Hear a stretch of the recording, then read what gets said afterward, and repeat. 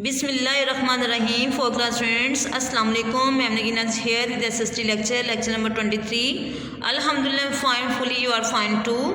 Dear students, come on chapter number 11.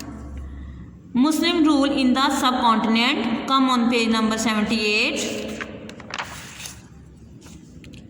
The famous Arab traveller Ibn Battuta had lived the court of Muhammad Tughlaq and has left an interesting account of his stay in India. In 1398, Delhi was attacked by the armies of Timur, the Mongol warlord. He destroyed Delhi and killed thousands of people.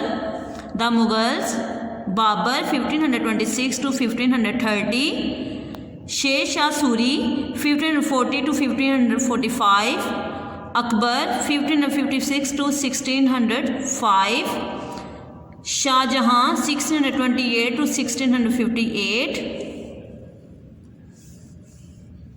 Humayun 1530 to 1540, Humayun again 1555 to 1556, Jahangir 1605 to 1627, Aurangzeb 1658 to 1707. When the Delhi Sultanate weakened, the north of the subcontinent was once again broken up into small kingdoms. Then in 1526, the king of Kabul, Babur, marched into India with a well-trained army of only 12,000 men. Babur was a brilliant general and he defeated Ibrahim Lodi, much larger army on the plain of Panipat. Babur was also a descendant of the Mongols, now known as Mughals. He is the founder of the Mughal Empire in the subcontinent, which stretched from Afghanistan in the west to Gwalior in the east. Babur died in 1530 and was succeeded by his son Humayun, but Humayun was a weak ruler who was defeated by an Afghan general, Sher Shah Suri, in 1540. Humayun lived in exile in Persia and recovered his kingdom in 1555. After Sher Shah's death, Humayun's son Akbar was the greatest of all the Mughal kings. Akbar ruled capably from 1556 to 1605. He expanded the empire and was known to be a brilliant general who never lost a battle.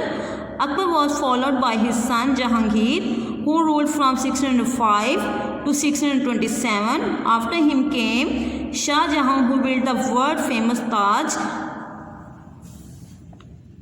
Mahal. Shah Jahan ruled from 1628 to 1658. When he fell very ill, his son Aurangzeb took over the Mughal throne. Shah Jahan was put under house arrest and he died in 1666. Aurangzeb ruled from 1658 to 1707. He extended the Mughal Empire to its largest limits, but he was often at war with the Rajputs and Marathas, which weakened the empire. Humayun's mausoleum in Delhi built by Akbar. Fatehpur Sikri also built by Akbar. The impact of Mughal Empire on the subcontinent. The Mughal kings did much for the subcontinent. They united many small states into a huge empire. They set up a proper system of government and administration. They looked after the welfare of their subjects and respected their religious beliefs. During their reign, the Mughals introduced a marvelous culture to the region. Many great buildings were constructed and gardens were laid. Literature, poetry, music and art flourished. The Mughals were tolerant rulers, particularly Akbar and Jahangir.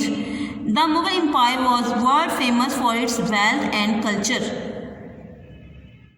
These are short questions related to this chapter. Chapter number 11, Muslim rule in the subcontinent. Question number 5.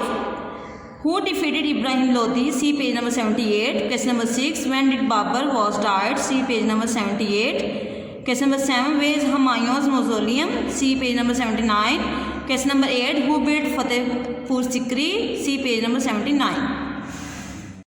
Dear students, these are the answers of short question. Question number 5, answer, Babur was a brilliant general and he defeated Ibrahim Lodi.